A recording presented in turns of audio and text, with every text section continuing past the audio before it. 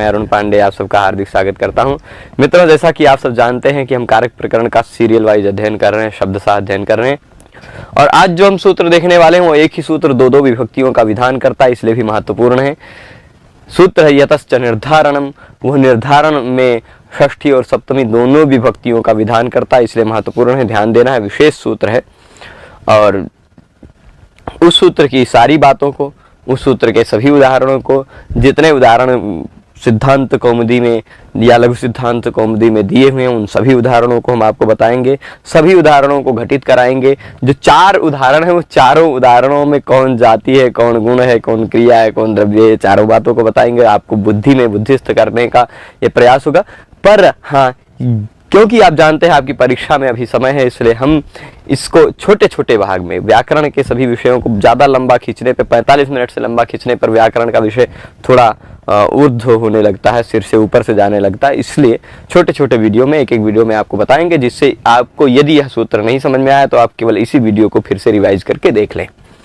तो व्याकरण जब तक आप चिंतन नहीं करते हैं तब तक व्याकरण का विषय समझ में नहीं आता। व्याकरण के लिए आपको सूत्र है, उस सूत्र पर ध्यान देना है। वह सूत्र क्या कार्य कहता है, इस पर ध्यान देना है। उस सूत्र में कितने शब्द हैं, ठीक, वह उस सूत्र में कितने शब्द हैं, वह शब्दों का क्या आपस में तालमेल है, वो शब्द आपस में मिलकर क्या कहना चाह रहे हैं और क्या उदाहरण में वह जो कहना चाह रहे हैं वही हो रहा है कि नहीं हो रहा है, ये सारी बातें हम देखेंगे। तो सूत्र है यतश्च निर्धारणम। यतः च निर्धारणम, जहां से निर्धारण होता है। निर्धारण क्या होता है भाई? व्हाट इज निर्धारण? क्या है निर्धारण? तो यहां केवल है, इससे ऊपर षष्ठी और सप्तमी दोनों की अनुवृत्ति आती है। तो षष्ठी और सप्तमी दोनों विभक्तियों का विषय चल रहा है। यहां केवल इतना कह रहे हैं यतश्च निर्धारणम, जहां से निर्धारण होता है। समझिएगा, यहां इससे पहले हमने जो पाठ देखा था उसमें हमने, एक मिनट, ये यतश्च निर्धारणम क्या कहेगा वहां देखेंगे आप, षष्ठी चानादरे, षष्ठी च था, है ना, वहां से च की बात, षष्ठी और सप्तमी दोनों की बात थी। यहाँ क्या कह रहे, यतश्च निर्धारणम, जहां से निर्धारण होता है वहां भी षष्ठी च और सप्तमी च, षष्ठी और सप्तमी ये दोनों विभक्तियां होती। कहां पर? निर्धारण होने पर षष्ठी और सप्तमी होती। निर्धारण क्या है? तो निर्धारण के बारे में ये बता रहे हैं, जाति गुण क्रिया संज्ञा भी। जाति गुण क्रिया और संज्ञा, संज्ञा को द्रव्य भी कह सकते हैं। इन चारों में से किसमें किसमें? जाति में, गुण में, क्रिया में और संज्ञा में, इन चारों के समुदायों में से किसी एक देश का एक को अलग करना निर्धारण कहलाता है। निर्धारण क्या है? समुदाय में से किसी एक को अलग करना निर्धारण है। जैसे आप कहेंगे कि छात्रों में मैत्र बहुत अच्छा है, छात्राओं में कोई एक लड़की का नाम बोल देंगे कि जैसे मान लीजिए कोई एक देवी नाम है मान लीजिए, तो छात्राओं में देवी बहुत अच्छी है। अब क्या छात्राओं का समुदाय है, उस समुदाय में से किसी एक भाग को, किसी एक व्यक्ति को, किसी एक को पृथक करना है, अलग किया जा रहा है, किसी एक को अलग किया जा रहा है। बात समझ रहे हैं ना? तो समुदाय में से जब आप किसी एक को अलग करके बताते हैं, वहां पर निर्धारण कहलाता। वो क्या है? वही है निर्धारण। समुदायात एक देशस्य पृथक्करणम, समुदाय से किसी एक भाग का, एक अंश का अलगाव करना, वो होता है पृथक्करण, वही कहलाता है निर्धारण।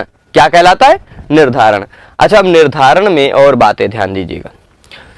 जाति गुण क्रिया संज्ञा, ये 4 चीजें हैं। आपको चारों का उदाहरण ध्यान देना है ना? क्या है जाति, उसका क्या उदाहरण है? क्या है गुण, उसका क्या उदाहरण है? क्या है संज्ञा, उसका क्या उदाहरण है? और क्या है क्रिया, उसका क्या उदाहरण है? आप देखिए, कभी क्या होता है, विभिन्न जातियों में से किसी एक जाति को, विभिन्न जातियों के समुदाय में से किसी एक जाति को अलग किया जाता है।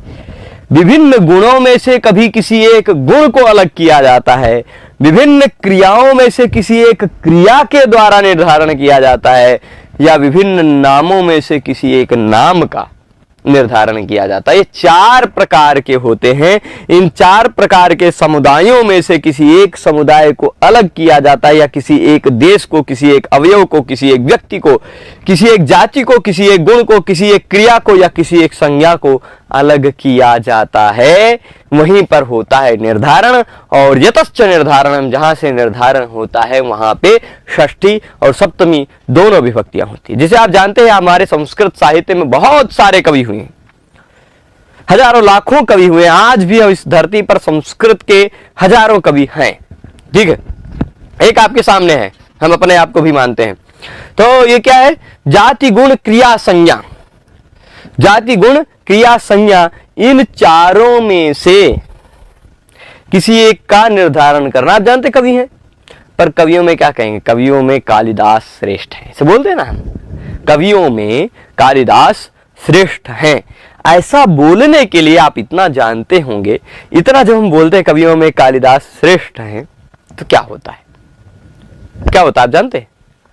इतने में ही एक बड़ी बात हो जाती है। वो बड़ी बात क्या है कि समुदाय में से हम किसी एक देश को पृथक कर रहे हैं। समुदाय है कवियों में, उनमें से कोई एक व्यक्ति, कोई एक कालिदास को हम अलग करके बता रहे हैं, है ना? वही होता है निर्धारण। उसी को कहते हैं निर्धारण। निर्धारण क्या है? कई में से किसी एक को अलग करके बताना, विशिष्ट करके बताना, वही है निर्धारण। और वह निर्धारण जिससे होता है, जिस समुदाय से, उस समुदाय में षष्ठी और सप्तमी विभक्तियां लगती हैं, है ना? यतः, जहां से वह निर्धारण होता है, जिस समुदाय से, उस ततः षष्ठी सप्तम्यौ स्तः, षष्ठी और सप्तमी दोनों विभक्तियां वहां से होती हैं। जैसे अब चारों का उदाहरण देंगे, जाति का, गुण का, क्रिया का और संज्ञा का। जाति का क्या उदाहरण होगा, गुण का क्या उदाहरण होगा, क्रिया का क्या उदाहरण होगा, संज्ञा का क्या उदाहरण होगा, देख लीजिए। नृ, नृ मतलब नर, नृ मतलब नर होता है ना, पुरुष। नृणाम नृषुवा ब्राह्मण श्रेष्ठ। यह नृ का पर्याय आप ले लीजिए मनुष्य, ठीक? मनुष्याणाम मनुष्येषु ब्राह्मण श्रेष्ठ। ढेर सारे मनुष्य हैं, उन मनुष्यों के समुदाय में से किसी एक जाति को, ब्राह्मण क्या है? ब्राह्मण कोई जाति है, या ब्राह्मण कोई गुण है, या ब्राह्मण कोई क्रिया है, या ब्राह्मण कोई संज्ञा है? अब बताइए। जाति है, जाति है। ब्राह्मण किसी एक व्यक्ति का नाम नहीं है। जो किसी एक व्यक्ति का नाम होता है वह संज्ञा कहलाता है, ठीक? जो किसी एक व्यक्ति का नाम होता है वही संज्ञा होती है। इतनी बात समझ रहे हैं? तो अब देखिएगा, यहां पर क्या हो जाएगा? नृणाम नृषुआ ब्राह्मण श्रेष्ठा। यहां पर आप देख लीजिए, ब्राह्मण किसी एक व्यक्ति का नाम नहीं है, इसलिए संज्ञा नहीं है। ब्राह्मण मैं भी हूं, ब्राह्मण यहां सामने बैठे कई लोग भी हैं, हो सकता है आप लोग जो भी देख रहे हैं वो भी हो, है ना? तो ब्राह्मण यह किसी एक व्यक्ति का नाम नहीं है ना? ब्राह्मण एक जाति है। ब्राह्मण श्रेष्ठा, किसी एक समुदाय में से एक जाति को पृथक किया गया, इसलिए जाति वाला उदाहरण है। आप कैसे जानेंगे नृणाम नृषुआ ब्राह्मण श्रेष्ठा किस प्रकार का उदाहरण है? कौन जाति का है, कौन गुण का है, कौन क्रिया का है, कौन द्रव्य का है? चारों सीरियल से उदाहरण दिए, पर आप पहचानिए तो ब्राह्मण एक जाति है, गुण नहीं, क्रिया नहीं, संज्ञा नहीं, है ना? द्रव्य को संज्ञा भी कह सकते हैं, संज्ञा को द्रव्य भी कह सकते हैं। तब देखिए, गवाम गोषु वा कृष्णा बहुक्षीरा। गायों में, देखिए अब यहां हम इस समुदाय में से इस एक देश, एक जाति को अलग कर रहे थे, ब्राह्मण को, इसलिए इस समुदायवाची शब्द में षष्ठी और सप्तमी दोनों विभक्तियां लगेंगी। कवि नाम कविषुआ कालिदास श्रेष्ठ। कवियों में कालिदास श्रेष्ठ हैं, ये कहते हैं ना, कवियों में कालिदास श्रेष्ठ हैं, ऐसा बोलते हैं हम। तो हम उसको दोनों ढंग से बोल सकते हैं, कवि नाम कविषुआ कालिदास श्रेष्ठ, ठीक? तो कवियों में या कालिदास श्रेष्ठ हैं। अब दोनों तरह बोल सकते हैं, षष्ठी और सप्तमी दोनों विभक्तियां लगा देंगे हम, चल जाएगा। तो नृणाम नृषुआ ब्राह्मण श्रेष्ठा दोनों हो जाएगा। आगे देखते हैं, ये तो हो गया जाति का उदाहरण। ये गवाम गोषु व कृष्णा बहुक्षीरा। गायों में काली गायें बहुत क्षीर वाली हैं, बहुत दूध देने वाली हैं। यहां देख लीजिए, ये गायों के समुदाय, गाय क्या है, गाय समुदाय, ढेर सारी गायें, हजारों गायें, लाखों प्रकार की गायें, कई प्रकार की गायें हैं। उन गायों में काली वाली गायें, जो जर्सी कहते हैं आजकल के भाषा में, काली वाली गायें बहुक्षीरा, ज्यादा दूध देने वाली होती हैं। अब देखिए, ये गायों के समुदाय में से एक को अलग किया जा रहा है, एक को अलग किया जा रहा है। किस आधार पर? काली। काली क्या है? काला एक कलर है, कलर गुण के अंतर्गत आता है। रूप, रस, गंध, स्पर्श, संख्या, परिमाण इत्यादि गुण है ना, तो उसमें रूप है। ये रूप क्या है? काला, शुक्ल, नील, कृष्ण, रक्त, हरित, कपित, कपिश, चित्र इत्यादि, ये सब क्या है? रूप है। तो रूप गुण है। काली गाय भाई, कालापन उस गाय का गुण है, उस गाय की जाति नहीं। उस गाय की क्रिया कालापन थोड़े ना है, या उस गाय की काली नाम थोड़े ना है ना। तो इसलिए वह एक गुण है। यहां गुण का हम पृथक्करण कर रहे हैं, ठीक है। किसका? कृष्ण को पृथक कर रहे हैं। यहां ब्राह्मण को अलग कर रहे हैं, वो एक जाति है। यहां कृष्णा काली गायों को अलग कर रहे हैं, वह एक गुण है, ठीक है। हो जाएगा। आगे देखिए, गच्छताम गच्छत्सुवा धावन शीघ्र। चलने वाले लोगों में दौड़ने वाला ज्यादा गतिशील है ना। गच्छन, अब चल जाए भाई, जो दौड़ रहा है वो भी तो चल ही रहा है, जो भी दौड़ रहा है उसमें भी तो गतिमत्ता है, वो भी गच्छन है ना। तो गच्छल जाने वाले लोगों में धावन शीघ्र, दौड़ने वाला शीघ्र है, दौड़ने वाला ज्यादा गतिमान है। यह बात बताई जा रही है यहां पर, आप उदाहरण से स्पष्ट समझ रहे होंगे। गच्छताम गच्छत्सु, ये षष्ठी और सप्तमी दोनों विभक्तियां लगाई गई। क्यों लगाई गई? क्योंकि ये समुदाय है, जाने वाले लोगों का समुदाय है, और समुदाय में से किसी एक देश को हम पृथक कर रहे हैं, कोई एक व्यक्ति को पृथक कर रहे हैं, किसी एक देश को। दौड़ने वाले शीघ्र है ना, जाने वाले के समुदाय में से आप दौड़ने वाले के समुदाय को अलग कर रहे हैं। दौड़ना क्या है? क्रिया है, क्रिया का निर्धारण कर रहे हैं ना एक, है ना। तो जाति का उदाहरण हमने ब्राह्मणा श्रेष्ठा ये देखा, जात समुदाय में से किसी एक को अलग करना। गुण का उदाहरण हमने कृष्ण, काली गायें ज्यादा दूध देने वाली हैं, ये देख लिया। क्रिया का उदाहरण, दौड़ना क्रिया ही है ना, जाति तो है नहीं, गुण तो है नहीं, क्रिया है। तो धावन शीघ्र, यह क्रिया का निर्धारण हो गया, उसका उदाहरण दे दिया। अब संज्ञाओं का निर्धारण यानी नाम का।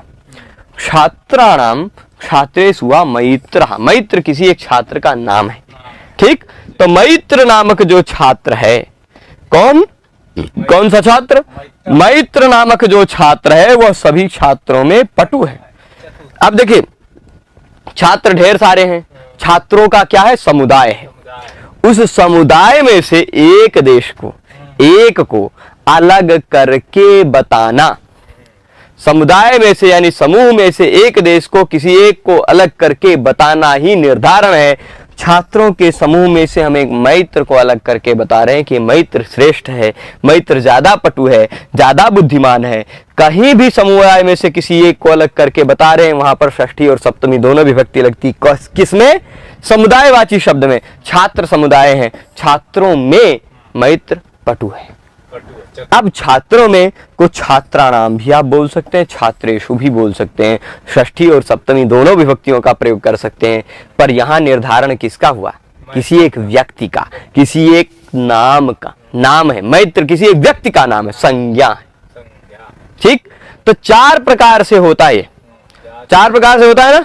जाति का निर्धारण, देखिए यतश्च निर्धारण क्या कहता है? जहां से निर्धारण हो रहा है, जिस समुदाय से किसी एक देश को पृथक करके अलग करके बताया जा रहा हो, वह कहलाता है निर्धारण। और वह जो समुदाय है, जिस समुदाय से हम किसी एक को पृथक कर रहे हैं, अलग करके बता रहे हैं, उस समुदाय से षष्ठी और सप्तमी दोनों विभक्तियां आप लगा दो, ठीक है। तो अब जैसे देख लीजिए, पृथक्करण मतलब हो गया निर्धारण, हमने देख लिया। यहाँ षष्ठी सप्तमी, ब्राह्मण एक जाति को अलग कर रहे थे, यहां हम कृष्ण एक गुण को अलग कर रहे थे, यहां धावन एक क्रिया को अलग कर रहे थे, यहां मैत्र एक व्यक्ति एक संज्ञा को अलग कर रहे हैं।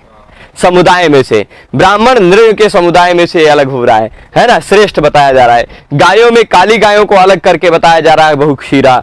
जाने वाले में दौड़ने वाला शीघ्र है, या दौड़ने वाला गति, ये धावन मतलब ये दौड़ने की गति वाला हो गया, क्रिया वाला हो गया। और छात्राणाम छात्रेषु वा मैत्र पटु, तो ये हो गया जाति गुण क्रिया और संज्ञा। इन चारों में से किसी एक का, कौन सा किसका उदाहरण है? जाति का उदाहरण क्या है? ब्राह्मण श्रेष्ठ, ब्राह्मण जाति है ना। गुण का उदाहरण क्या है? गोषु गवाम वा कृष्णा, कृष्णा काली गाय, काली गाय, काला क्या है? गुण है, कालापन उसका, है ना। फिर उसी तरह गच्छताम गच्छत्सु वा धावन, धावन दौड़ने वाला क्या है? क्रिया है। क्रिया के आधार पर निर्धारण है, यहाँ वही मैत्रा पठु संज्ञा के आधार पर, नाम के आधार पर निर्धारण है। तो इस 4 प्रकार के निर्धारण होने पर जिस समुदाय से इसको हम अलग करके निर्धारण कर रहे हैं, पृथक कर रहे हैं, उस समुदाय में षष्ठी और सप्तमी दोनों विभक्ति लगती है। अतः आप देख लीजिए, ब्राह्मण को अलग किया जा रहा था निरों के समुदाय से, इसलिए उसमें षष्ठी भी लगी, सप्तमी भी लगी। किस सूत्र से लगी? यहाँ संबंध नहीं है, यहाँ अधिकरण नहीं है, यहाँ निर्धारण वाली षष्ठी सप्तमी है, ठीक है। और इसी तरह गवाम गोष्ठी ये समुदाय है, समुदाय में षष्ठी सप्तमी 2 लगी। यहां भी आप देख लीजिए, गच्छताम गच्छत्सु, यहाँ षष्ठी सप्तमी दोनों लग गई। गच्छताम धावन शीघ्र अथवा गच्छत्सु धावन शीघ्र, दोनों वाक्य बोल सकते हैं। नृणाम ब्राह्मणा श्रेष्ठा बोल सकते हैं, नृषु ब्राह्मणा श्रेष्ठा बोल सकते हैं।